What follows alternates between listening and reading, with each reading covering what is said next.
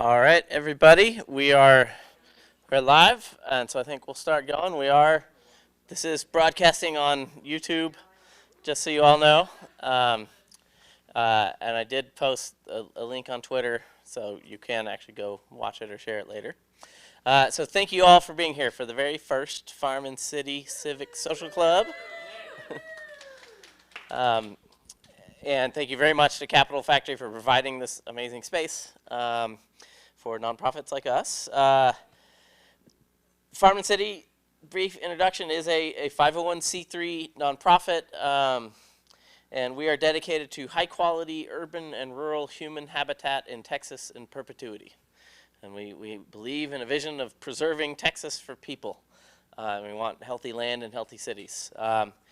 And so we work on Texas public policy issues, generally related to transportation, urban planning, sustainability, and equity, and things that relate to all those things. And our major projects are Vision Zero Texas is the advocacy work to end traffic deaths across the state of Texas. And we believe that every city, county, metropolitan planning organization, and the state itself should take responsibility and have a goal for ending traffic deaths and serious injuries across the state. And so we work with cities. The city of Laredo adopted Vision Zero and became the third city in our state in January. The city of Houston is supposed to do it any minute, joining Austin and San Antonio, and we hope to rapidly ramp that up in the next couple of years, including counties and MPOs. The state of Texas, which you might hear some about more, the Texas Transportation Commission adopted a goal to end traffic deaths in Texas by 2050 and to cut them in half by 2035 back in May. So that's kind of an amazingly good thing. And so that's what we do. Vision Zero Texas also kind of working on specifics of like, okay, how do we make this real? A big part of Vision Zero is speed management and how do we wrap our heads around changing the way we think about design and speed of streets. We also have a program called 50 Million Texans, and basically we're at 28 million Texans. We expect to get to 50 million sometime soon, sometime in the middle of the century. And so how do we do that in a way that we improve the quality of life for everybody who's here? How do we grow sustainably and equitably? And so this is our project actually focused on the metro region. And the idea is we will look at a metro region for 2 years and figure out how to help make more sustainable, equitable growth policies. And so we have been actually working on Austin for the last year and a half. And so that's been a lot of work on Code Next and the land development code, but also a lot of work on the regional transportation plan that the Capital Area Metropolitan Planning Organization is doing right now. And those two things, every Texas city, essentially the core city, the land development code, and the way that interacts with your regional transportation plan dictates climate change, dictates traffic, dictates equity, affordability, all these things. So we're trying to empower people to be more involved in those processes and understand a lot of the trade-offs and things. 1,000 Texans for transit. I don't know if you guys know that, like, for every dollar per capita we have for transit spent in Austin, there are $7 per capita spent in Seattle and $5 in Boston and New York. And so if you go on a vacation to those kind of places and you're like, man, why is MBTA so much better than Cap Metro? Why is our transit? It's not the transit agency that's the problem here. It's 1/5 the funding. And so you have 1/5 the transit service. And we think that's a crazy problem for Texas.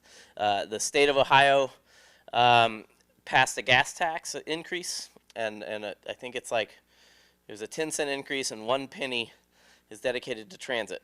And so Texas is now the only state with large metro areas left with exactly 0 dedicated state funding for transit in your major metro areas. So we are now the only large metro areas where there's $0 dedicated to transit for those big metros. So we're trying to fix that. And finally, Decide Texas is that a lot of these issues are about equity, and we're one of the most diverse states in the nation. But if you look at all of our decision-making bodies in the transportation system, you might not be able to tell that. And it's both gender, race, and ethnicity equity, but also sort of lifestyle and urban, suburban, and rural. In general, rural areas are overrepresented and suburban areas are overrepresented in these decision-making systems. And so Decide Texas is about trying to bring everyone to the table, the decision-making table. Farmcity.org, and if you want to get in touch with me, jay@farmcity.org. A little 3 slides to kind of give you some of how we think about the world. This is Austin today, and the things that are darker are more dense. So there's more people and jobs in the darkest places. And these numbers are, in theory, to have good light rail, you need at least that much activity intensity in a square mile. You need 75,000 sort of people or jobs to merit light rail level of service. To merit bus rapid transit, you need that next one. And to get to sort of be able to serve a place with just regular bus transit efficiently, you need this orange level. So most of our region, that's sort of suburban Austin, you could serve with bus transit. And then the yellow is rural, where it's really not possible to serve with transit. And that's our region today. And a key there is we know from surveys that about half of Texans, if you ask them, would prefer a big house with a big yard, even if it means they have to drive a bunch. And that's the story of Texas. But half of Texans would prefer to live in a neighborhood where they can walk to stuff, even if it means a smaller unit. The half who would like the walkable urbanism don't have that option available. And so, there's probably about 500,000 people in the Austin region who don't have the option of living with the way they want to live today. Were you going to ask? Yeah, I was just wondering, so the density required for a bus Yeah. for the light rail, is that based on like profit breaking even, or Right, and it's efficiency of these exact numbers are actually from the city of Seattle's sort of guide of like basically deciding when you sort of should push a neighborhood from like regular bus to bus rapid transit to light rail. But yeah, it has to do with basically like dense areas you can serve with light rail sort of cheaply. For a very dense area, light rail is the best sort of way to serve transportation. But yeah, so that's the idea, is that if you can kind of make your money back. But it also just provides kind of a way to think about how dense we are. And the key here is this is our official regional plan. And we're going to add 2 million more people, and we're going to keep spreading out. And the official plan is that in 2040, we'll have 3 million people living in suburban, rural kind of places and car-dependent neighborhoods, and only 1 million getting the urbanism. So there's 1 million people will not be getting what they want in that future. And this is a traffic nightmare. This is the orange that's been converted from yellow is, I think, 750 square miles of rural land converted to suburban. So this is climate change. This is the environmental disaster. And so this is the Farm and City alternative proposal. Is what if we just, all the places where you currently have human habitat, we grow there. And every neighborhood grows at the same rate, however the regional rate. So if we could figure out how to do this, you would end up with half of people living in walkable urban places and half living in suburban. Because there will be people who want to live in a suburban place, and we have plenty of that. That's fine. And so this is, the world that Farm and City works in. To achieve this means changing land use policies, means changing transportation policies, means funding transit, means funding sidewalks. It's a whole different world. And so that's the intro to us. And so every month we will have 2 speakers. And I'll go ahead and switch. One speaker will be on a topic. And oh, you got your. Yeah. Yes. Yeah. And one speaker will give their vision for the future. But to start us off, we have Roger Beal with TxDOT. He is the Deputy Director of Transportation Planning and Program Division. He will explain this much more, but there's a very, very important public process happening right now. The Unified Transportation Program is a 10-year plan, or it's a program, and It's a plan that's called a program. yeah. But the key is the public process is open right now, and you can make comments. So you actually, if you want, you can fill out the piece of paper that is on the chairs and hand it back to him, and that can actually be your comment on the program, or you can do it online, and the comments close on August 12th. So that's why I'm very grateful that you were here to share with all you guys what's happening in this program, and for all you guys to comment and support the great things. So thank you very much. All right. Thank you. Well, and I appreciate you inviting me for your inaugural meeting. Kind of a pleasure for that. Actually, Jay didn't invite me. He invited my boss, Peter Smith. Unfortunately, he's not able to be here due to family circumstances, and so I the B team today. So you get me. All right, so let's talk about the 2020 Unified Transportation Program. That's actually a plan, but that's it. So we're going to talk about what it is, and then talk about the funding distribution, and then some specific project authorizations and categories in there, and we'll hopefully teach you all a little bit more about what all that is. And then, as Jay said, we're in our public involvement outreach process right now, and then talking about when that's closing and how you can provide your comments. If you can do the old school paper, but we're in the 21st century. We can do email and things like that too. So, okay, so what is the, I'm going to call it Unified Transportation Program, or UTP. So as Jay said, it is our 10-year plan that guides us into what our transportation projects will be and our funding for those 10 years. And again, it was part of the requirements of that is in our Texas Administrative Code of telling us each year we need to adopt this plan and we look at it at a 10-year basis each year, and how we are going to fund transportation in the state of Texas. There are 12 main categories. There are some subcategories in there, and we can talk about that a little bit in a minute, but really looking at those sort of 12 categories, and we'll talk about those in a second.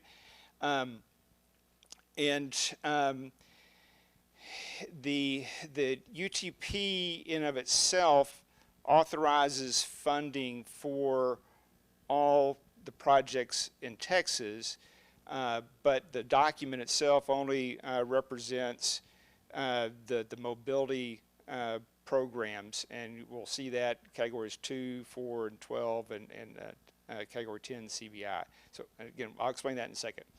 So it does include aviation, rail, public transportation, maritime, freight, and international trade. But the bulk of the document and the bulk of the project is highway transportation. So what does it authorize? So there's 3 key areas that our Texas Transportation Commission authorized as part of the UTP. And again, they look at the total dollar amount for the years 2020 to 2029. And then it authorizes the distribution to each of our 25 TxDOT districts and the 25 metropolitan planning organizations, and then some subcategories within that. And then, like I said before, the other categories, mobility-specific categories, it identifies specific projects with that and authorizes those. So these are the 12 categories, and you can see that it ranges from the maintenance and rehabilitation category, which is a large portion of the UTP, down to our Commission strategic priority initiatives, and those include Texas Clear Lanes to address congestion, but also strategic projects and things, bridge safety, and metropolitan planning organization projects as well. So we're looking at over 10 years, $76.8 billion program, and you can see that A large portion of that is in our preventive maintenance. We have to maintain our system as best as we can, and that includes fixing the potholes, doing the overlays, and doing those things for our system and rehabilitating our roadways. And then kind of all the way down through each of these. I'm not going to go through each one of these, but some address mobility, some address air quality with our congestion mitigation and air quality for our non-attainment areas for ozone and particulate. And then bridge and safety and then some other categories there as well. So kind of our three sort of main categories that deal with mobility are the category 2, which is the Metropolitan Planning Organization kind of focused within their boundary projects. Category 4, which includes both a regional or urban or rural and urban portion of that, and then category 12, which is our Commission strategic priorities. And so you can see that from previous authorizations with previous UTPs and what is proposed in this 2020 UTP of additional funding for those projects within those areas. And again, significant amount in the category 12 or the Commission to address. A lot of it is to address the congestion issues that our governor has asked us to look at and make sure that we deliver on. So let's go through some of these categories here a little bit more specifically. Again, the category 2 is focused on our metropolitan planning organization areas and again mobility projects inside of there. How these are selected is through the MPO project selection process and identified through their metropolitan transportation plans and their other 10-year documents and then provided to us as part of their funding plans to be incorporated into the UTP. So some of the big projects there, excuse me, is the I-35 Capital Express. So in that plan right now is that funding the northern portion of that from State Highway 45 to US 290 on the north side, and then funding the 290 west down to State Highway 45 to provide managed lanes, non-tolled managed lanes, and also just reconstruction of the existing map. So we're still looking to see how we can fund that $4-point-something billion portion in between downtown Austin and how to looking at solutions and how to fund that and make that work. So some other projects there in Fort Worth and San Antonio and Corpus Christi and Waco. Category 4 is our statewide connectivity category. And again, trying to more focus on the connectivity side of things, or connecting communities and connecting cities and providing those connections through cities instead of mobility or capacity improvements. And so the regional or the more rural side of the projects are focused on just that, the rural portions of the state, and looking at about 83 projects and about $2 billion for that over the 10-year period of new authorizations. And then the urban, again, this is where the districts are working closely with the MPOs and determining what potential projects inside the Metropolitan Planning Organization boundaries that can be funded and that score and meet the criteria for that, and then funded through that process there. So see some of those projects there, several interstate projects, some U.S. projects, and then one of the kind of sort of hot areas is the Midland-Odessa area with the energy sector in the Permian Basin, things going on there.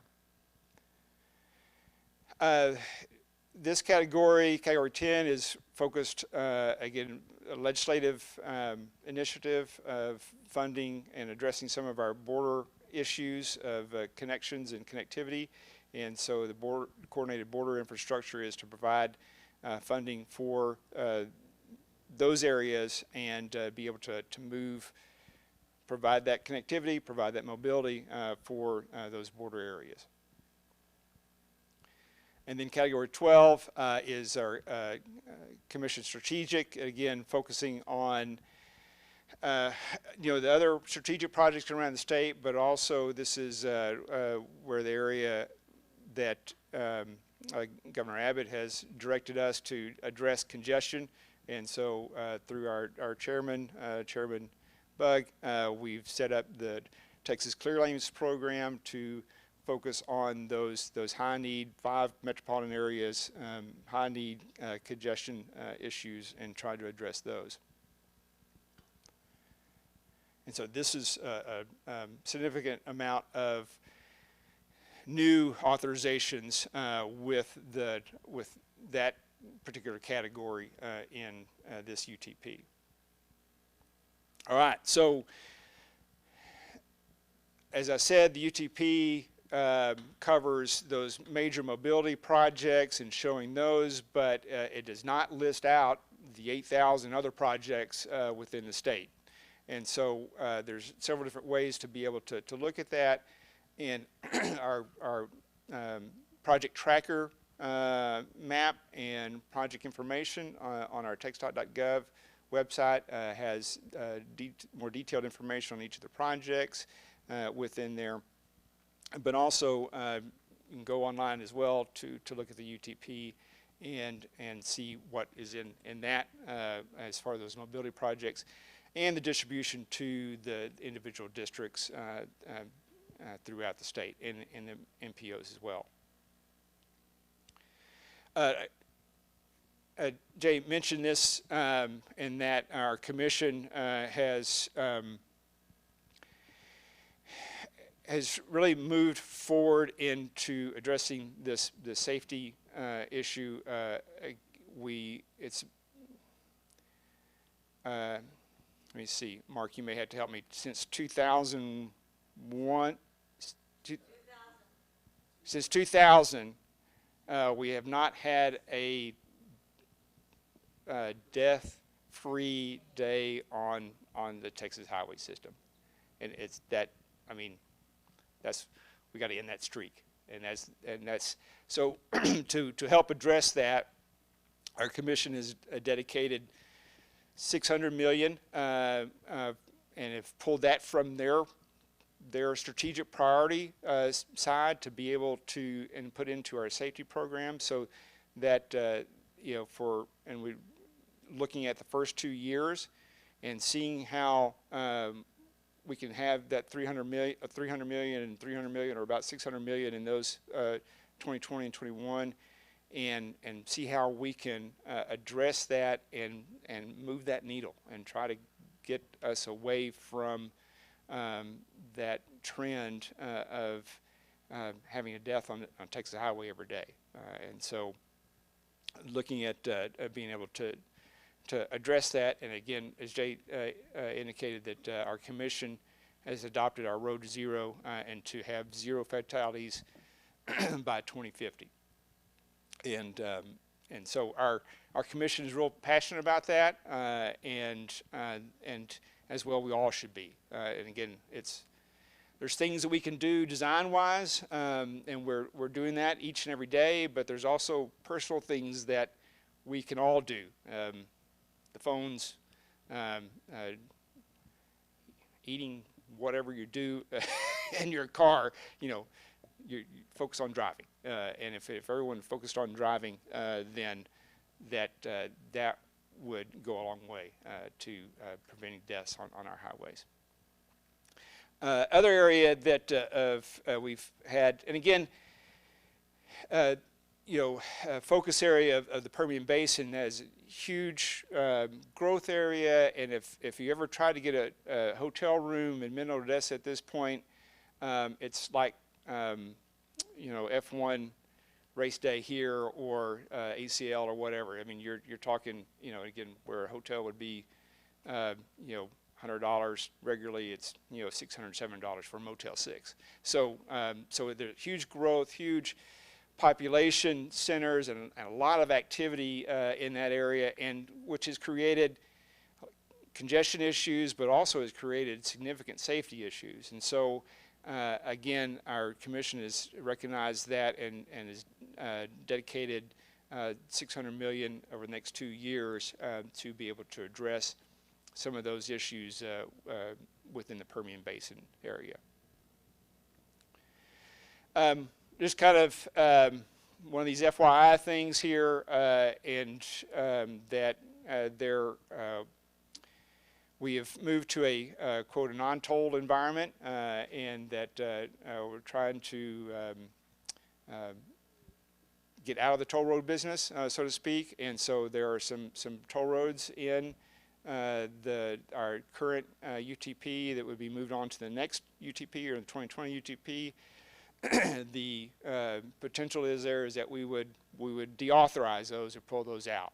So we're taking public comment on those at this point and saying, okay, is that what the public wants to do or not? So Grand Parkway, State Highway 99 in Houston, and then there's 2 in the FAR district or down in the valley that could potentially be deauthorized. So again, for or against, please provide your comments to those projects. All right. Yes, ma'am. I'm sorry.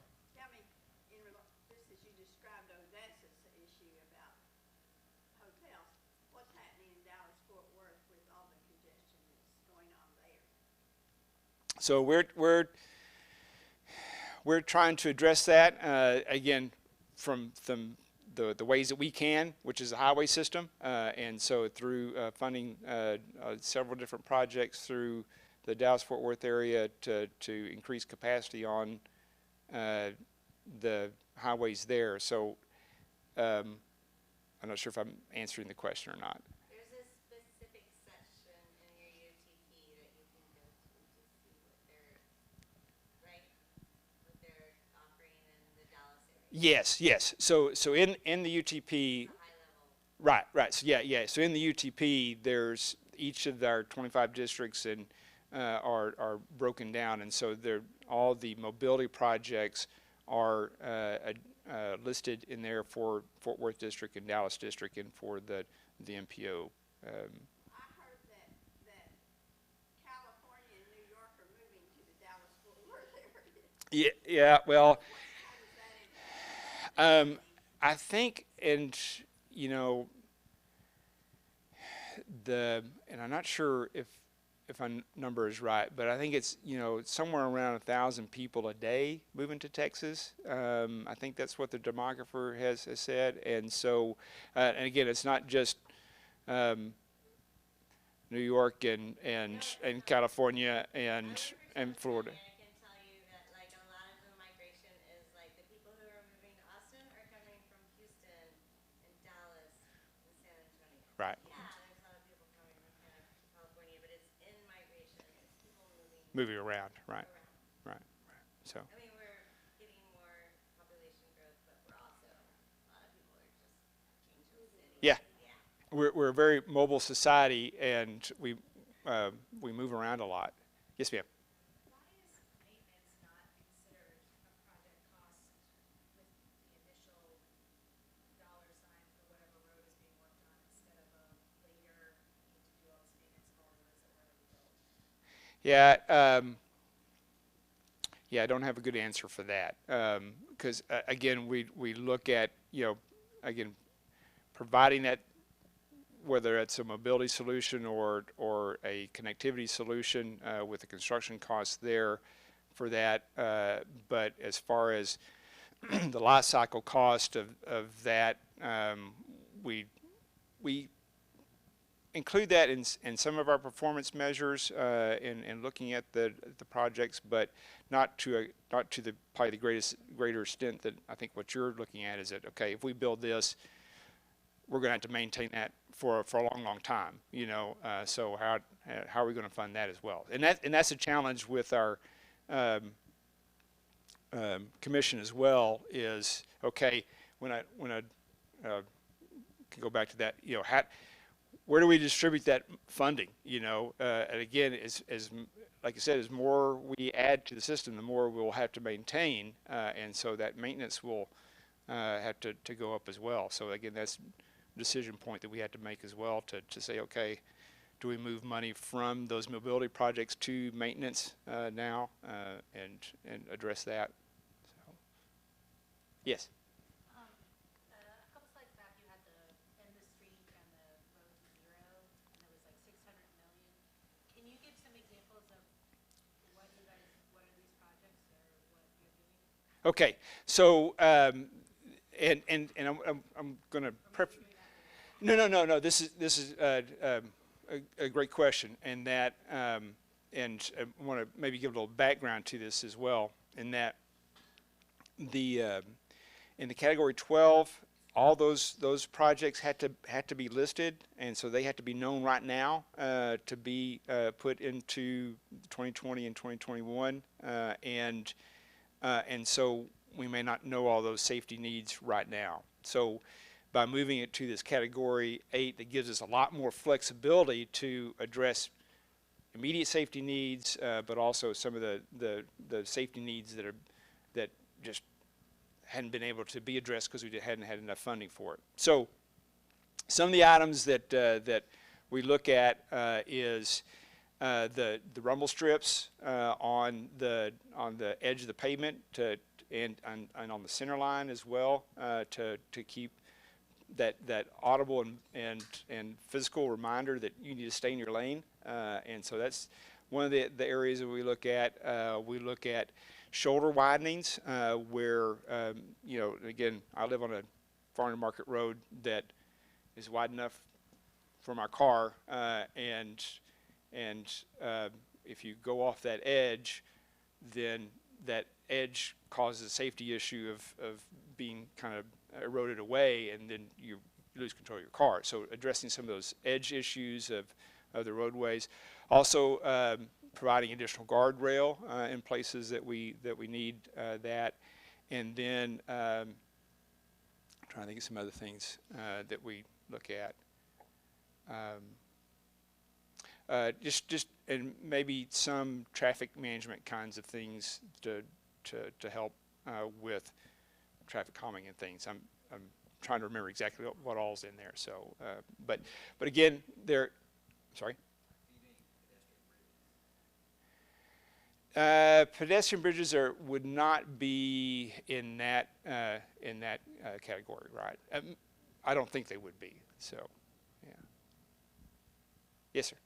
Is there anything that doesn't involve driving on the highway that's in that bucket?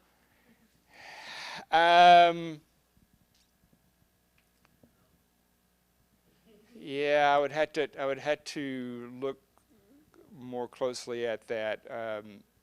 Again, some of our funding is through public information campaigns as well, which In the Streak is one of those, but also you know, our Don't Drink and Drive campaigns and other things like that as well.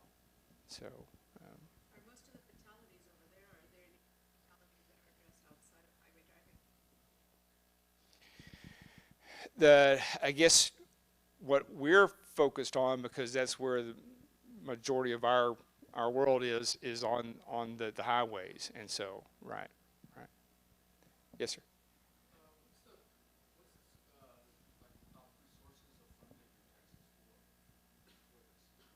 So the vast majority of the funding comes from our state funds and through our legislative appropriations, state legislative appropriations, partly through two propositions, Proposition 1 and Proposition 7, which was 2 or 3 legislative sessions ago to add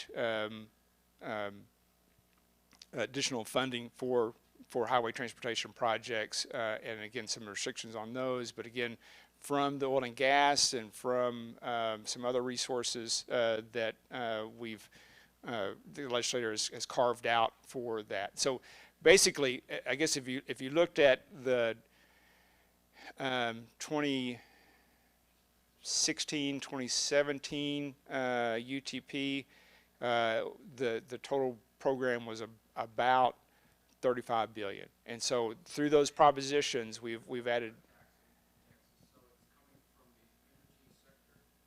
Some of that's coming from the energy sector, and some of it's from fuel and motor tax and other sources, right?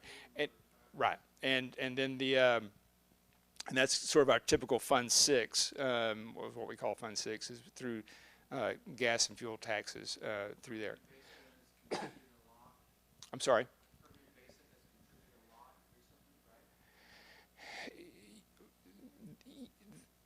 Yes. And I guess in a relative sense is that, they're right. So, and again, that's where some of the carve outs. They've been able to increase their production through, and again, that's what's caused some of the safety and congestion issues. Has been able to through other means.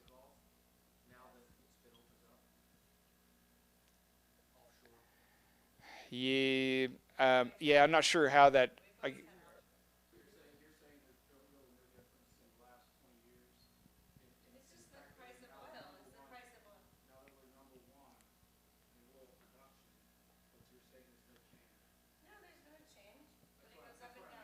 Right.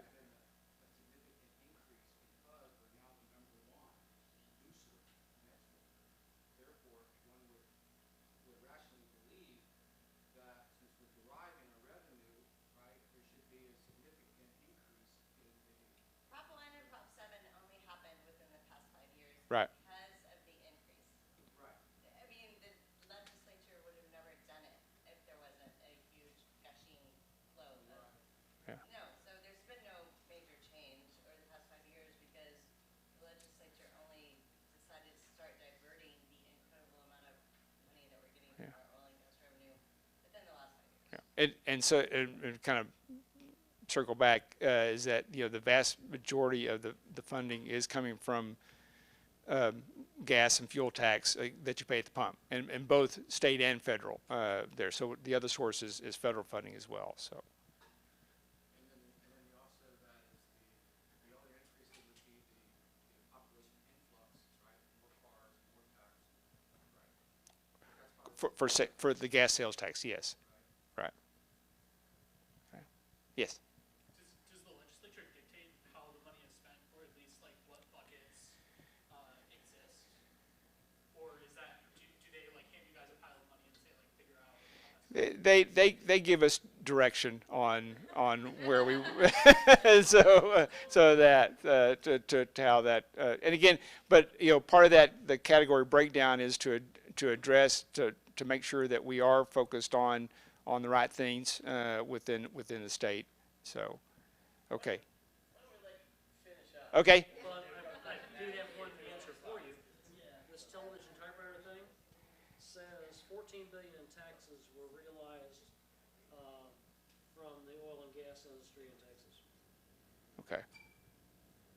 So there is a significant amount. Okay. All right. So we talked about the toll facilities. So we had our public meeting to begin our process of getting comments on the UTP in July. And as Jay had mentioned, August 12th is our last date for comments. And so please be sure that you provide those to us by that time frame. We have a public hearing, there it is, August 6th at our Riverside campus. And again, those details are on our website as well. and then the commission will adopt the 2020 UTP. Hopefully they'll adopt it in August, at their August meeting. All right, so how do we get your comments? So several different ways. Again, going to texdot.gov and looking at the UTP public involvement is to find that there. At Austin District, if you want to go and visit with them and provide comments through the forms and things there. Also through our email address, and that is a underscore TPP underscore UTP for the email address, or you can call in and make a comment, or you can U.S. mail, or you can fill out the form and I'll take it back with me. So that's how you can provide your comments for the UTP. And again, by August 12th, we need those back. Okay, that's it. All right. Three more questions. Okay. Yes. I'm more interested if you have anything in there for older adult transportation. Is it called out? Is it, what do you do? Because a lot of this is highways and stuff, but in the metropolitan sections, do you have There's not, there is a public transportation section in there, but it's more of a federal grant programs, and so, and probably not specifically a description for information on that. And again, and that's, make that comment that maybe would like to learn more about that. And then also our public transportation division, we can get in contact with them and talk with them a little bit more about that. So, yes, sir. If you had a bunch more money, what would you fund that didn't get funded? I'm not sure if I can answer that question as a TxDOT employee. So, again, we had a lot of great projects that we went through our process of scoring and identifying the kind of key features of those that we didn't fund with this. But as far as saying what would I spend the money on, I would offend the Austin district or the Dallas district or somebody if I said, hey, let's fund that one. Yeah. so we would. Yeah, and I don't have a good answer for that one either. Because again, if we had more money, we would try to distribute it where the need is. And again, that's part of the performance measures that we look at, and we're still in that process of trying to see. We just sort of instituted some of the performance measures and looking at the targets for those, and we haven't had enough time yet to see where we have, because we funded this project, how we've moved the needle or not. So I think that's where, given time, we'll be able to see where, okay, our roadway condition has dropped because we don't have enough preventive maintenance, or we've built a lot more facilities and now we need to maintain those. So we need to redistribute that money more so there. But again, until we kind of see those, how we're meeting the targets or not meeting the targets, then we'll have to, then we'd make those funding decisions at that point. Not a question, but a quick request. Okay. Could you go back to the slide of the calendar with the dates? Okay. Yeah.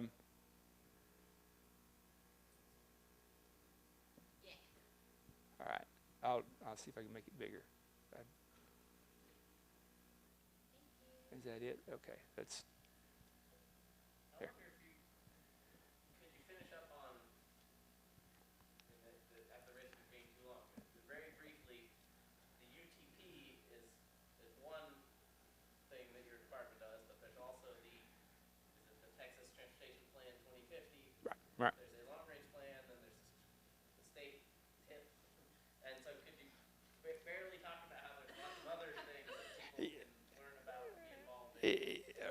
Y- My understanding is that like the Texas Transportation Plan 2050 is really where we decide as a state like what our priorities are and what we're trying to do. Right, right. Whereas the program is kind of how you implement that. And so could you sort of talk about all the other plans briefly? Yeah. Uh, so I'm going to see if I can show this. Well, this here, there. So again, this is for a different purpose. Trying to see where that is. But this diagram here shows kind of how all this fits together. And so TxDOT has their strategic plan of how to operate the department and some of those initiatives of things. And then there is the statewide long-range transportation plan that is focused on what we're doing for the next 20, 25 years and developing that or identifying that strategy. And we're in that process right now of updating that plan to out to 2050. And so that, again, helps us set that strategic direction for the department and for where we're going.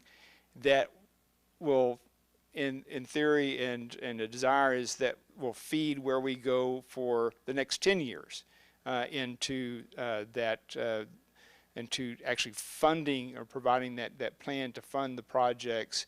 And so do we focus on particular corridors within the state, I-35, US 69, whatever corridor that is? Do we focus on that more so now, or do we focus somewhere else and then start looking at that funding stream to be able to provide that through the UTP, and then moving that through another again, a federally required document of our state transportation improvement program, which is a 4-year, which really kind of sets out these projects are fully funded, they're ready, being prepared to construct and getting to our construction. And so again, kind of a little bit small print there, but again, kind of showing that other element that if you want to start discussing the bigger picture, the longer term initiatives and questions, then that's where our Texas Transportation Plan 2050 is that place to do that. Again, there's on our TxDOT.gov, I think if you do TP 2050, should be able to find information on that as well. So hopefully that answers the question. Okay. All right, thank you. Thanks so much for being here and for all you do for all the people of Texas. We are really quick. One idea we have is to do a lightning pitch at each one of these, and so I need to make sure this all works. But I met and was contacted by Joel Odd. And he's working on this idea to try to help with our traffic death crisis. And I thought this was a perfect quick pitch. So he has 3 minutes to tell you about his idea. 3 minutes and 3 minutes of questions? Yeah. Yeah. Maybe 2 minutes of questions, but That's not my slideshow. oh, it looks good right here. It's not mine.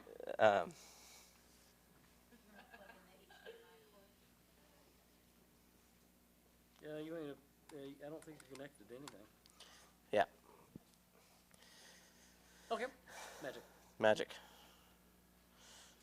Okay. All right. 3 minutes. Okay. Now I'm a little conflicted here because he's given me 3 minutes and my wife said talk slow. She trumps. I'm sorry.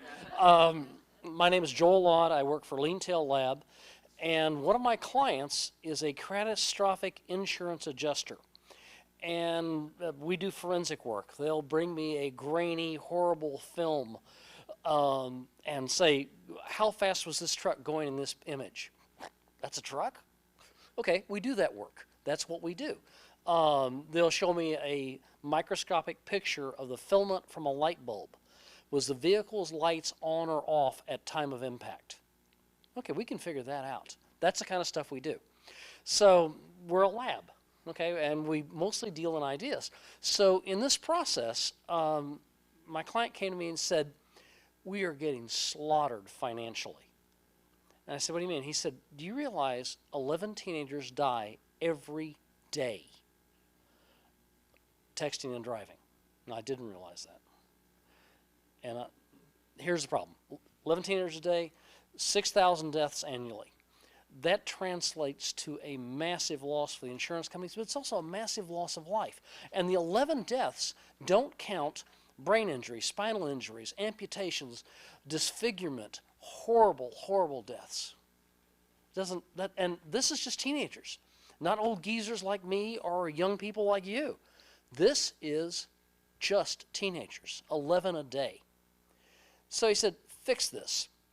Okay, we're a solution lab. That's what we do. It took a while to come up with this. And I'm not an Apple person normally. Okay, here's what we're working on. We're going to gather the digital exhaust. And digital exhaust is data that's generated and used for one thing, but you can kind of look at it and use it for something else. I'll give you a quick example. If you take all the Yelp data for restaurants in a city, and they have times when restaurants are most active, you can take that data, gather it with a bot, and you can predict parking density in a city. Now, the data was meant for the restaurants, not for parking, but there's a one-to-one corollary between those two chunks of data. That's how that works. Okay, so we're going to gather digital exhaust from the buses, and there's some prolegomena here, some things that have to go ahead. There's no legal expectation of privacy on public roads. The video captured by public transportation is subject to FOA, and we can extract license plates. So if I get a picture of you texting and driving, and I capture your license plate, I've got corollary evidence that you're texting and driving. Now, so what? Insurance companies are publicly held companies. That makes them vulnerable to certain things. And if you hold as much as one share, you can bring to the floor the idea that they have to be financially responsible. It's called fiduciary responsibility. Publicly held companies are subject to it. 6,000 fatalities translates to $3 billion a year. They can't ignore it. They're a publicly held company. They have to address it. That gives us a point of leverage. Our buses gather video data. And if you've ridden a bus and casually put your phone against and video, not that I've ever done this, traffic, you can actually capture people doing really massively stupid things in cars. And you can capture their license plates. Okay, that's a piece of data. We can take that data and hand it off to Mechanical Turks. Mechanical Turk is someone that gets paid by incident. They go through video, somebody texting and driving. Click, save that video, add it to the database. Video, a woman, she's putting on makeup, click. Video, he's eating a bowl of cereal while driving. And I am dead serious about that. Okay? Have you done that? It is staggering, the stuff you find. Now you codify it, and you've now got a CS, the Mechanical Turk, the person that's done this, has reviewed the data, and my bias is to use combat wounded homebound veterans as Mechanical Turks, because they're mission driven, and they're dedicated, and they're really good at it. So you codify the data. You've now got a stack of images, people doing stupid things in cars, and their license plates. And you've got it in a database. And you pass it, and you pass it to the insurance company. And now they have evidence, and they have a fiduciary responsibility. You can compel them to do something. What are they going to do? Well, they could raise the rates of people that are doing incredibly stupid things. They could curtail their insurance. whatever they do, 11 teenagers a day is got to stop. That's the idea in a nutshell. Give you an idea about where we are. I did a FOA request from Cap Metro for 2 bus routes for 24 hours. That's going to cost $4,200 to get that data because they have to pull the data. So I'm figuring out how to do that and hide that expense from my wife. So we're working on that. That's the idea in 2 minutes, 20 seconds. All right. Okay, questions? Yes? Who pays the insurance? I do. And hopefully, the idea is we go to the insurance company and go, I've got a list here. You say you insure 20% of the population of Texas. I've got a list here of 1,000 people. That means 200 people on this list are doing incredibly stupid things, and you're insuring them. You want to buy this list? It's pretty. I'll give it to you at a price. Because it's their vested interest to stop hemorrhaging $3 billion a year. That's who'll pay for that. And that'll pay for the Mechanical Turks, and it'll pay for the capture of the data off the buses. That's the idea. Yes? Have you talked to an actuary to see how much insurance might go up? Yes. The catastrophic insurance adjuster, he said right now every person in the United States is paying anywhere from $12 to $80 a year because of texting and driving. Because they've got to stay in business, they've got to pass that cost on, and they're hemorrhaging $3 billion a year, and that's just in deaths. Any other questions? Yes. Well, what if you flip that equation upside down? Okay, help me understand. Well, I mean, obviously, 11 deaths is, any one death is tragic, right? But obviously, when you look at the numbers, that's probably like 0.00001, right? So, yeah, the number of drivers. Yeah, true. Okay, yeah. So, obviously, are you proposing that you punish everyone? No, I'm going to punish just the people. That's why I'm capturing the people that are texting and driving. Individual's rate will go up. That person caught, they'll get a letter from their insurance company going, first of all, we'd like to say you're an idiot. So the insurance company then has to factor in the litigation costs because obviously there's going to be pushback Yep. by that individual, and in a court of law, you know. But we're holding prima facie evidence of negligent driving. Well, but not by that individual necessarily. Yes, we are, because we can tie license plate to vehicle and image. Yeah, but sure. Huh? I can let my roommate drive. Cloudy, rainy day, It's not going to work. That's why we put the Mechanical Turk in the loop. when their license plate is, Obscured, hard to read. That's why we're using Mechanical Turk in the loop. the cameras are not calibrated. Understand? That's why, again, if I put a person in the loop, I can up my percentage radically, and I can say, great picture. My take is the exact opposite. Okay. In order to lower your costs, and make it much more beneficial, you need to employ AI. Get rid of the human element. I have to confess something. Long-term, much more accurate. I've put out 5. AI will actually even be able to predict. Let me tell you some routes I've gone down to explore. I have over 5,000 camera sensors deployed right now. I've tried AI on a different project. AI can do it, but I can't spend the money to develop the AI till I'm at a point where I can generate proven revenue. Now, AI will do it, and I'll tell you the secret in AI.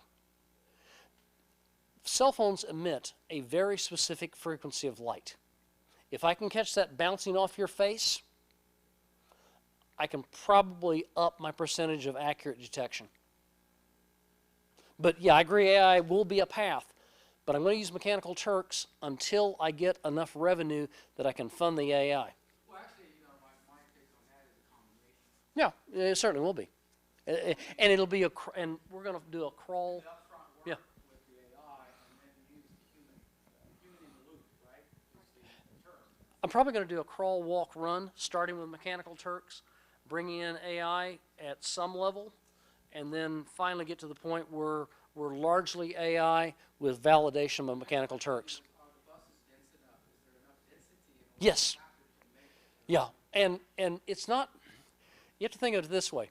buses have the advantage of moving slowly, and traffic passes them.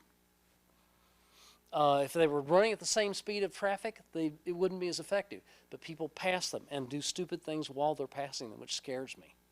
So, actually, you know, the better solution is to put this into, go to the manufacturers of the automobiles, take it at the federal level, and get it embedded within all the cars, and let the cars watch the other cars. Wonderful idea. I'm trying to, wonderful idea. I'm doing a crawl, walk, run model, and I've got cameras on buses now, and I've got millions of hours of video. I read about this in other areas, other places around the world. Yep. Yep. Russia has a dash cam on every camera, on every vehicle. Along the roadways with the lights. Not as effective, and here's why. They're fixed, and you're not getting an image of the driver and the license plate is problematic. The bus has the advantage of them passing and you getting a profile shot. These are all the things we've worked through this and gone, well, we do this, we do that. No, you can't. And I love AI, and I'm using AI in a limited extent on 5,000 cameras for a different project. And I'm out of time, I think. Okay. Huh? $3 billion? No, $3 billion is not dropping the bucket to anybody. These guys live and die. True. These guys live and die on percentages of 1% and 2%. If I can give them a 1% or 2% advantage, I can change the world. All right. Well, thank you very much. So as I get us loaded up with our final speaker, I will note that Fireman City is a 501c3 nonprofit, and you can support Fireman City. And we just got new stuff. We have hats and shirts with the Fireman City logo, and if anyone would like one, you can talk to Philip or I on how to make a donation and get hats and shirts. And Speakers get them free. And let's see, are there any other, I guess, we're going to do this every month, the first Thursday every month at this time. I do know that our vision speaker next month will be former city council member Chris Riley, and we're working on the other speaker, so I hope you guys come back next month. And if you sign up on the email newsletter or stay in touch on the meetup, you'll find out about everything. And please do comment on the UTP, and do it now. And comment, you can comment again and again. You can do multiple comments. I strongly encourage all of you to support the safety funding. There was a discussion of how to allocate that funding, where the largest pot will probably go to the rural single car off the road crashes, and then the next biggest pot for intersections, and the next biggest pot for pedestrians safety. It's all good. You might decide to encourage them to up the pedestrian amount, maybe. But any comments in this process are good. And there's a lot of stuff going on there. If you are an anti-sprawl freeway person supporting the actual toll-based argument for taking the Grand Parkway out, could be a good thing to do. That the Grand Parkway is designed to open up land for development in the Houston region. And the idea that we're going to remove the Southern Grand Parkway from this plan is kind of an amazing turn of events. But all of the local elected officials in the Houston region who want those roads are fighting to keep it in. So please do comment. The idea of this is that we will have a sort of My Texas 2030. And we are going to ask a series of people 3 questions. And the questions are, what do you think Texas will be like in 2030? What do you want Texas to be like in 2030? And what do you think we need to do to make Texas the way you want it to be in 2030? And so I asked my friend Amanda to be our first speaker. Amanda Messino is a PhD and associate professor of biology and chair of natural science at Houston-Tillotson University. She is a geneticist, environmental educator, but she's involved in a lot of things and involved in STEM Research Scholars Program, But then I met her in the Impact Hub Affordable Housing Accelerator program that she's been working on a project. She's the executive director of the Austin Community Data Coalition, where they the brief version was they wanted to go actually see what the experience of people receiving affordable housing benefits, what they actually think about their affordable housing, and like what are the, can we get metrics from the actual people on their experience of this public program, and then can we tune our public programs having learned from actual people. So with that, I give you Amanda and her vision for our future. Or just use the machine to Yeah. advance? Oh, I can if you want. Here. Oh, sweet.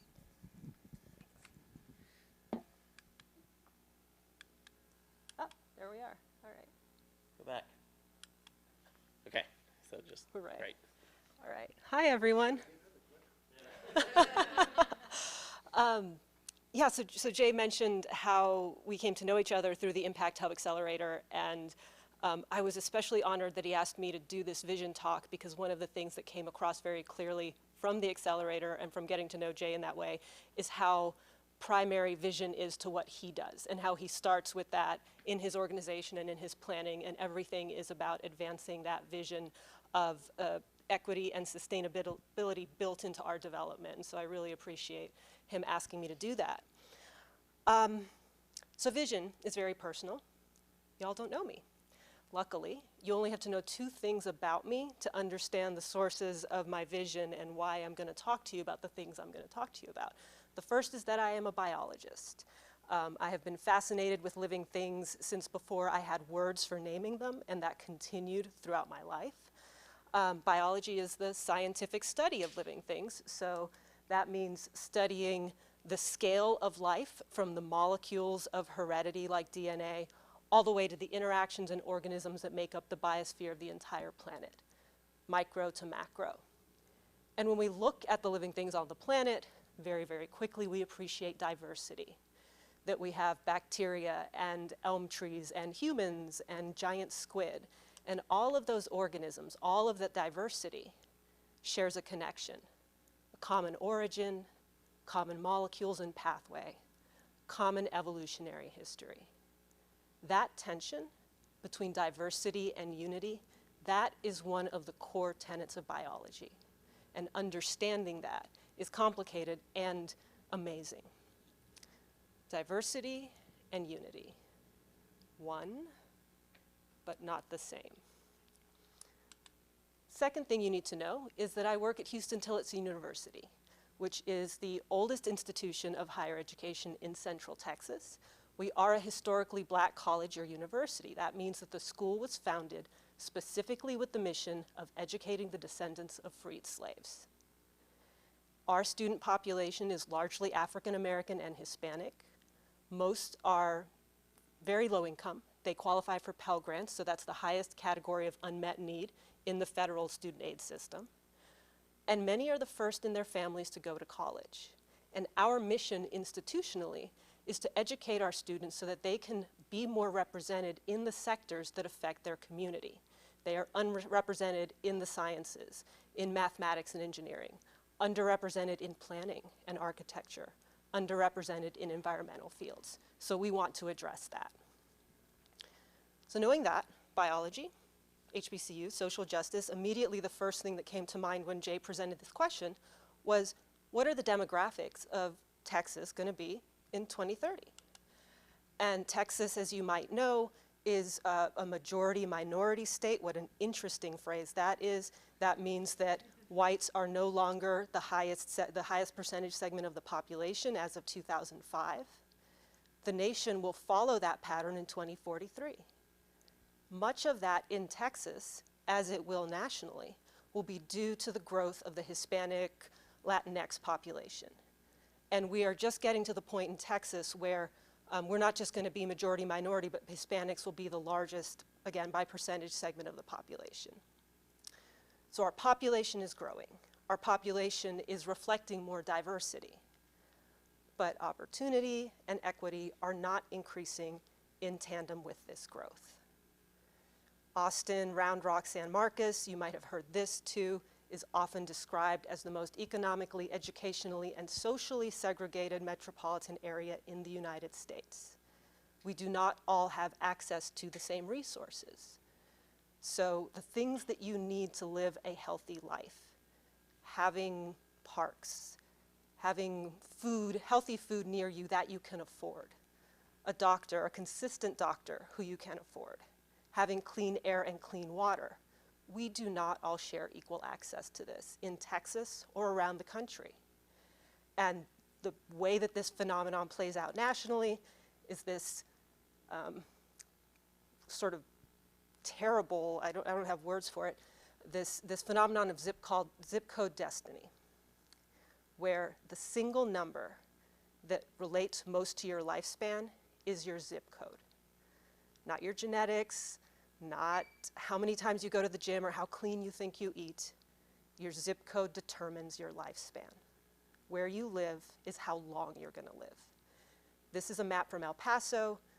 You see 2 points here that are just about 2 miles apart. And that is a 10-year difference in lifespan between those two areas. In Austin, we know that we have a history of segregation in this city that is perpetuated to this day, even if, as we've supposedly addressed some of the things that led to that segregation. So the city, the government cited resources and services for African Americans to the east side of what would later become I-35. Then the population followed. We had redlining after that, zoning plans, environmental plans after that that continued to perpetuate the pattern of segregation with black and brown communities on the east side of town and white communities on the west side. And so you can imagine what the zip code destiny map for Austin looks like, very, very similar. The yellow is the lower area, is the area of lower lifespan here. And you can see East Austin, so 02, 21, 23 in yellow. That is a 5, 10, or 15-year gap in life expectancy between those areas. And what you see is the green, and then the light blue, and then the dark blue here. So generations of these inequalities, we still see these differences in lifespan, even as the African American and Hispanic populations are getting pushed out of the areas that we're gentrifying. That map segment that's yellow will change. But it's not going to change because we're fixing things. It's probably going to change because we're pushing enough people out that the lifespans will normalize and be more reflective of the average. Oh, the prediction is that those yellow areas are yellow, but that's lagging behind the demographic shift, right? The lower income African American and Hispanics are being pushed out. So what we will likely see over time is that lifespan might come up, but it's not because we're serving the people living there well, it's because they're moving. And the people who are now moving in have more resources. Now, many times this gets explained as economics. You're just seeing economics on the map. And yeah, that's part of it, right? If you have more money, you can afford services, you can afford healthcare and food. But it's also about the environment that you live in and what has happened there before that you are now exposed to. Are you basically living the legacy of what was done to the land before you were there? Environmental justice means that we should all have equal access to a healthy environment and that no one group should suffer the burden of pollution, of living near a waste site, near a polluting site, near a landfill. And yet, in the United States, this happens over and over and over and continues to this day. Whether it's PCB contaminated soil, that is a horrible carcinogen, 60,000 tons dumped into a mostly African American, very poor county in North Carolina. It was not a suitable place for this kind of material based on the characteristics of the soil. It was predicted that if you tried to landfill in that area, it would make it into the water supply, and sure enough, it did. This, in short order, became a Superfund site. This was one of the the first protest against a landfill in the United States.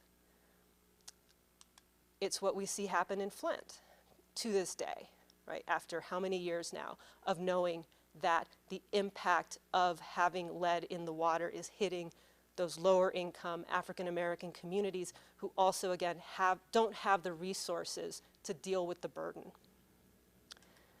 And we see this in the patterns of air pollution across the country. This is very relevant to transportation. Those people who live closest to sources of nitrogen dioxide, air pollution, and particulates are low income, African American, low income Hispanic. All of the red that you see here, that high, that means that the burden is higher on those low income and minority populations compared to high income whites who can manage to live away from this. So that is some of what we have going on in Texas and in Austin. Some of the work that I have done that shows, I think, how deep and complex this can be and how many times we are working in systems where the inequalities have been in place for generations. And now I will dodge back to those slides that I skipped, is here. So this is a figure from a study we did of affordable residents living in the 78702 zip code. So East Austin, right around the campus. And we were talking, as Jay described, to affordable housing residents about their experiences. And of course, we were also collecting demographic and some health information as well.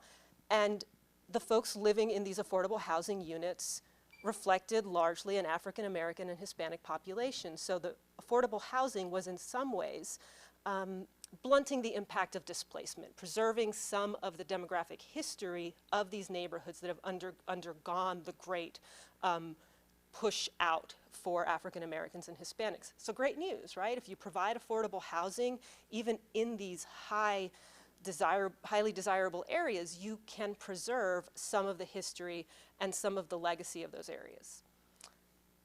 But when we talk to people about how they heard about their affordable housing units, most of them hear about it through word of mouth, not internet resources. Only 7% really looked for things online. It was all about knowing someone through their church or a family member or a friend, and then they could apply to the unit and get the unit. Well, the city is changing much of that, right? Digitizing the affordable housing stock, trying to make the application more streamlined by making it available online.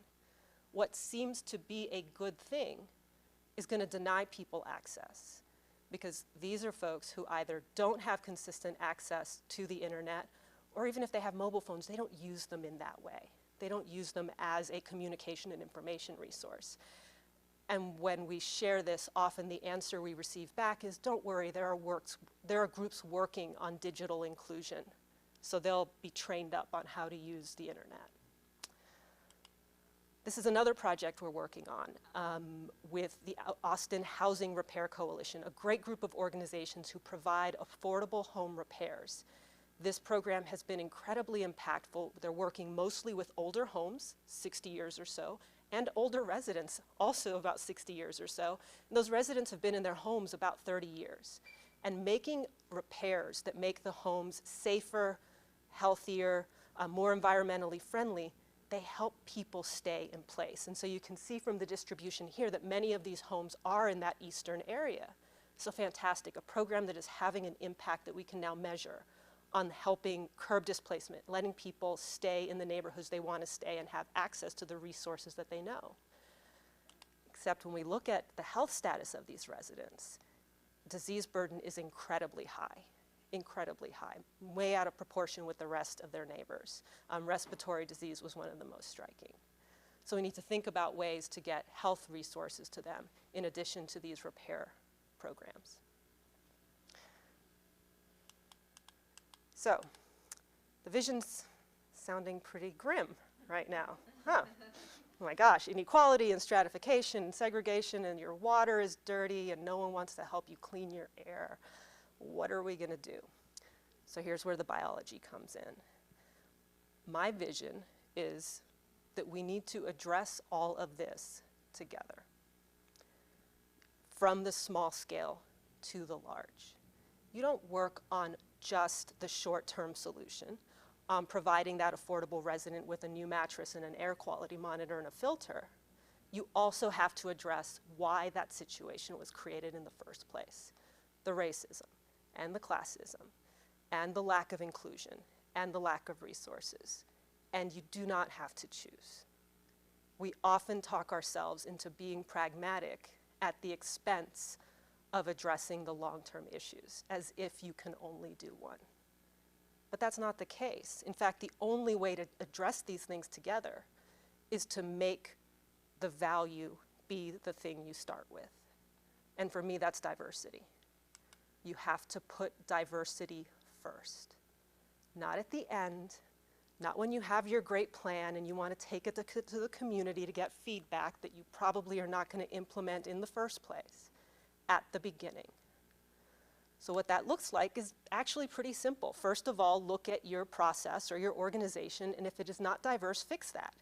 Make sure you have diverse voices in the room. And I don't mean just race, I mean gender and income and mobility status and health. Make sure that you are getting enough viewpoints to create something that really is going to have an impact.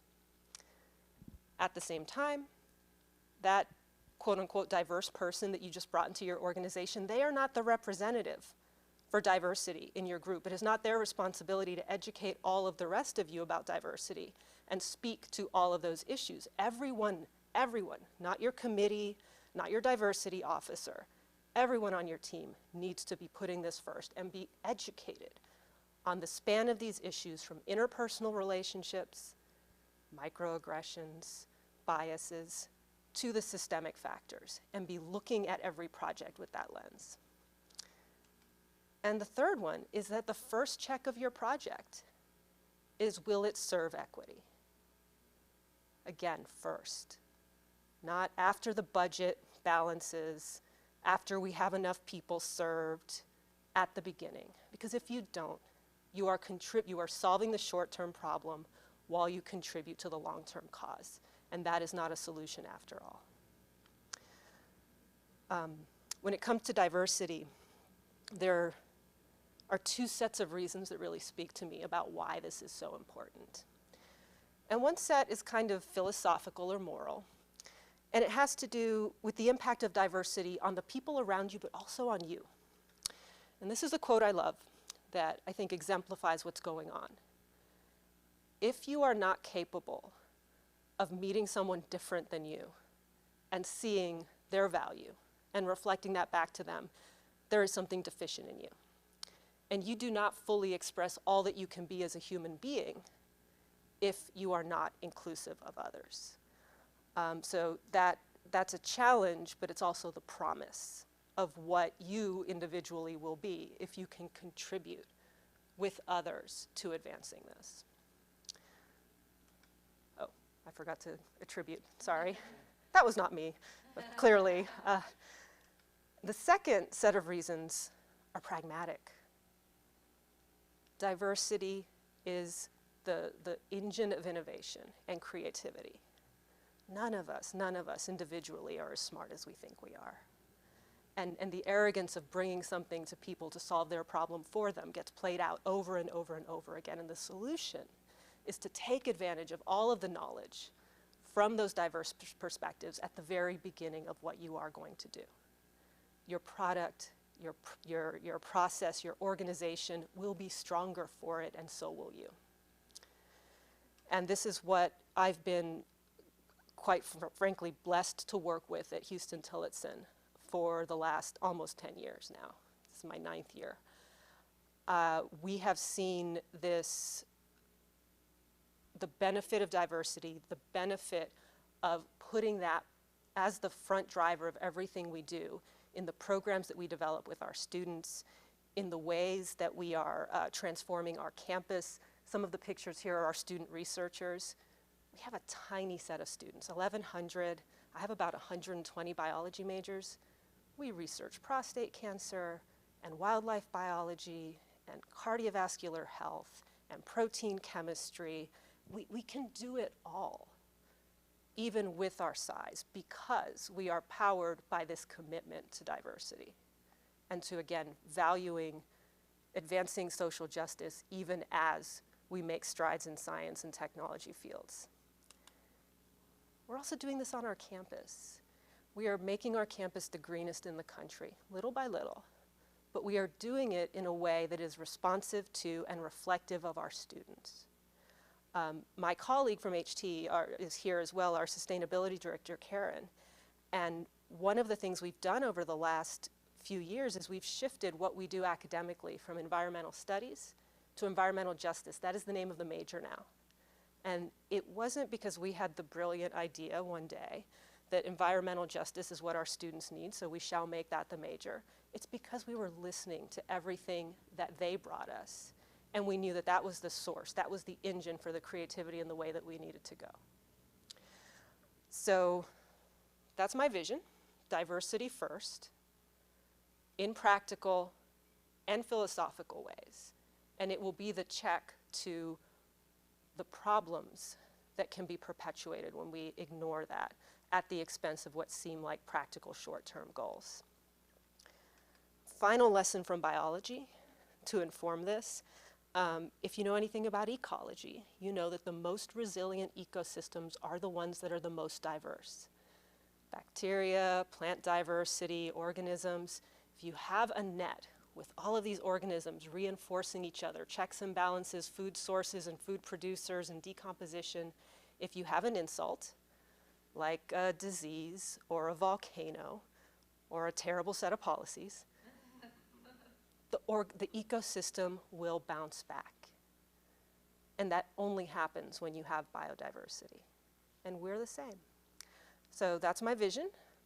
I have some info here for anyone who's interested on the zip code maps.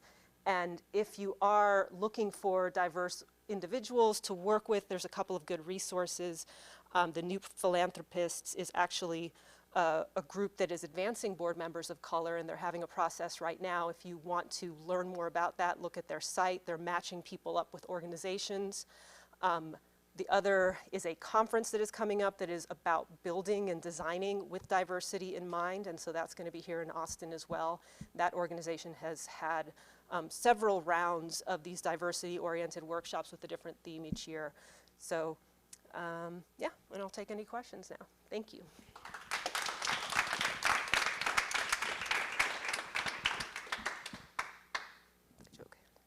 Yes? So I saw on your slides, so are you going to be planting hemp soon? Planting what? Hemp? No, we're doing a blue bonnet restoration on our campus, actually. And I'm serious because obviously I'd like your opinion on CBD, right, and the other 110 molecules. We can try it. We're actually trying different things now. We've done kind of a combination of different gardens. So we have like a rain garden, a typical organic food garden, a perennial garden, and then we do have an herb garden. We don't grow much of what we do for production. We grow, everything is like at a teaching garden scale. So if we were to grow hemp and analyze molecules, it would probably be in that context. Like we could grow some, have students analyze compounds, maybe look at different varieties and what yields would be, that kind of thing. But it wouldn't be like to develop some sort of farming resource on that scale. I want to talk to you afterwards because I'd like to tap into your resource there because Sure. hemp is a key to worldwide sustainability in the future. That could be a teaching point. And my organization is out helping educate people about it. Sure. Jay. It's actually a soil cleaner. So, let's say you're a giant organization like TxDOT, Yes. and you have big public processes Mm-hmm. that are supposed to be gathering the wisdom of all the people of Texas. Yeah. How would you, if they paid you $1,000 of just like, what should we do Mm-hmm. in a public process? Like, what would Oh. what would you, one or two things that would help bring all the wisdom of all the people of Texas into that process? How do we actually do that? Yeah, I'll do it for free right now. Last year's, 2 years ago, the Unified Transportation Program had a total, I believe, of 23 comments. Wow. $80 billion project. Like 13 of those were mine. And we appreciated everything. And then last year Yeah. comment on this thing, and I don't think we were the only reason, but there were 250 comments last year. Yeah. So what are we doing this year? Hopefully we'll keep that rate of growth. But So there's a couple of things, and you might change your strategy a little if you're looking at more of a digital comment process versus meetings. If you're talking about in person, one of the things that seems to happen over and over is that meetings are at times that working families cannot attend. And so the people you get at the meetings are the ones who can afford childcare, or it's two-parent household, so they can leave a parent at home, or they work a regular schedule. You don't have shift workers coming to your 5 o'clock session on transportation. So varying the times of your meetings, it sounds so simple, but that's something important, and go to where people are. If you can have a lunchtime session at a place that it's easy for, it's where they're grabbing their lunch anyway, you're gonna hit a lot more people than if you just continually have a session in the library at 6 p.m. every Monday. So that's really important. And local community groups, they know what those times are. So hooking into those networks is really important. Come to people where they are meeting anyway, because they are. You just need to find out when those are. Maybe it's not the library, maybe it's they have a church supper on Sunday after they attend church, and that's where you can meet a lot of people. So it sounds simple, but a lot of times that just doesn't happen. It's, well, we scheduled 5 community meetings. Yeah, well, guess what? They were all on Tuesday at a time when everyone that you needed to hear from was working. As far as the commenting process, I know it can be intimidating to people who have never done it before. And so I would advise to do some training with people one-on-one. Who can then organize their communities and together enter data, enter comments, collect it. It sounds very esoteric. What do you mean public comment? And I have to put my name on that, and where do I even go? So you need to make that just a little more accessible, work hands-on with people, and again, work with organizations that already exist, because they know their people, they know when they're available, and they have the ability to organize them. And then you send a trainer over to show them the portal, and they sit down right there and collect information rather than giving people homework to do later. So just a few things. Yeah. Okay. One of the things I've been studying is food deserts. Yeah. And the problem I have with doing affordable housing in gentrified neighborhoods, the gentrified neighborhoods bring gentrified food sources that the low-income housing can't afford. Mm-hmm. The social and cultural and economic ecosystem of low-cost housing will wither and die inside a gentrified neighborhood where, everybody's idea of a coffee is a $5 Starbucks. Where can we go with this? Yeah, I see what you're saying. And I think part of it is the gentrifying versus gentrified, right? So we still have H-E-B in East Austin. Yes.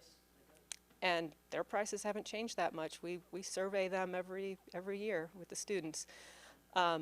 So I think it's something that you look at when you're planning your housing.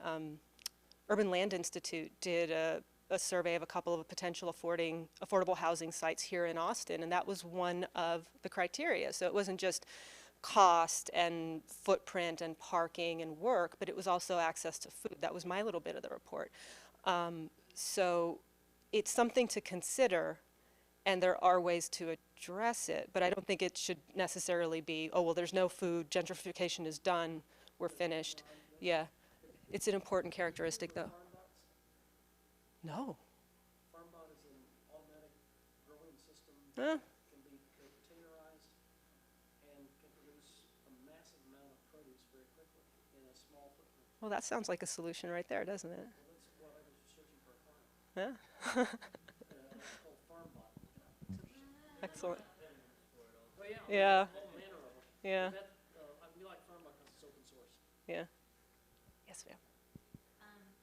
I really enjoyed what you were saying about, the diversity creating sustainability in nature and in humans, and we're going to go out talking about the transportation. diversity in transportation modes create sustainable community? Is that Oof. true, or is that just my making? It's a lovely vision. I don't know. I don't know if the data are there. I think the transportation experts could probably speak a little better to that. Well, the highway system is used to create a lot of segregation and open up land for development for white people and to force black people out of areas that were desirable for development. So like transportation back in the day was used as the cudgel to actually start the whole redlining Right. endeavor. But that was one kind of transportation, like highways. Mhm. That's the legacy that we still have. We still have those same exact highways in the same exact places, creating barriers between east and west and cities across the country. Right, I'm wondering, like, if you had more mode out, if you have buses and trains and more pedestrians and bikes, does that actually help cultural diversity or the sustainability of the space? It absolutely does. Like think about the economic reality of like having to, this is one of the reasons I asked the question about are there any solutions for people who don't drive. Like think about the economic reality of having to drive everywhere as opposed to being able to take a bus or to be able to bike safely. Like everybody in this country pays anywhere from a $4,000 to a $30,000 tax. We just don't think of it that way because we drive it around, right? And similarly, like the people who can't afford to pay that are the ones who like they're not even included on this hashtag end the street thing because they were pedestrians and they got hit, right? And then the driver didn't get charged. It's not like an accident that the people who get hit are poor and that those people who are poor also just like happen to be minorities. This isn't just like a weird series of coincidences. There's like a very long string of economic injustices involved. And it is true that if people only have access to one mode of transportation and they lose a local resource, then they're harder hit. You see this in healthcare all of the time. In federally qualified clinic systems, if a clinic closes, a lot of who they were serving are people who are hyper local to that clinic. And they can cite the clinic a mile away and they retain 30% of the people. Because that difference, and I could ride the bus or one stop or 3 stops, or I could walk a few blocks, to now I need to drive across a couple of major roads, that becomes the reason that they don't get health care. And it's a huge issue. I just wanted to share an example of what I'm working with, age diversity and ethnic or racial diversity. The seniors that we have, they don't drive. Immigrant seniors, they live in some ethnic suburbs around town. There is no public transportation available. So when everybody else participates in congregate meal programs, they're left out because they're not eating the meals that are being served, and the transportation is associated with the meals, so they're not getting the same services. So there's a lot of transportation-related diversity issues that are happening. So that's just an Yep. example of that. Absolutely. Outside of like highways and others too. And thanks for mentioning the new planning this Oh, are you? mentor on Okay. as a because we're taking on mentees. So Yeah. anybody. Did you want to say more about the process, or? Oh, no, I mean, it's Oh, just okay. starting, yeah, if anybody wants Yeah. to sign up, and we're trying to encourage all boards to become diverse in commissions and other things. I serve on the Board of Family Elder Care, where we're trying to make sure that we are diverse as well. So a company that I've started is about cultural competency and services that we have, so there's a lot of work going. Thank you. Thank you. What you think about, in arguing for sort of equity in the transportation decision-making system, a lot of times I've talked about the sort of like, our decision-making system is less efficient. It's not making good decisions Yeah. because we're not getting information. There's basically we're lacking information from Right. the point of view of women or people of color or low-income people or Right. people who use other modes of transportation. And I just wonder what you think about that. Like, is that a reasonable argument to say that basically the state of Texas is kind of wasting money by having its decision-making system be less efficient? I believe so. I believe so. You need to, and it seems impractical is a problem, and I think that's why people don't do it. The perception is it's going to be too much work at the beginning to reach out and get all of this input. So we'll wait until we have something basically nearly done and then have people make edits on it. It seems like that's kind of like an engineering perspective almost, like, oh, okay, you're going to do the fine tuning when you run it by people who, that way they don't have to know all of the background. But no, you need the breadth of input at the beginning, and then it is your job as a entity of planners and scientists and designers and engineers to take that broad information and craft it into something that you can then deliver back to the public. And so you don't have to ask people to understand all of transportation. You just need to know what are their perspectives, what are they using, where they live, what are their priorities, and then incorporate that into what you do. And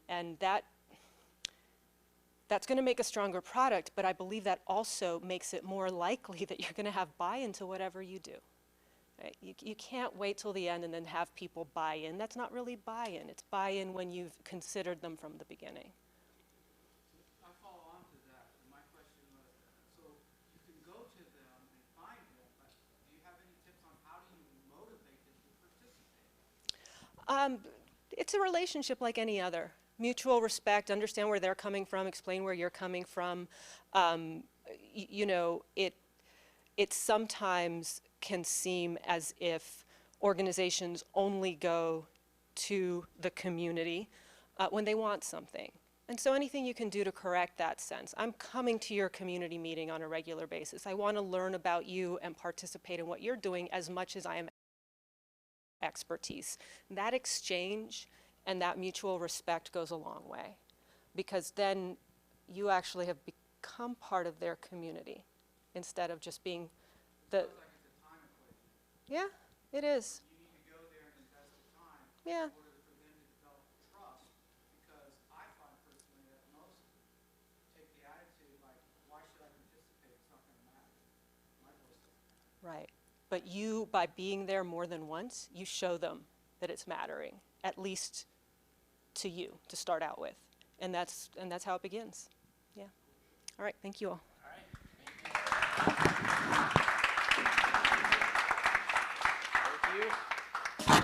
Thank you so much, Amanda and Joel and Roger. And thank you all for being here. At least till 2030 or so. And at least we need to see if we get to where we want to be. So see you guys next month. Thanks so much.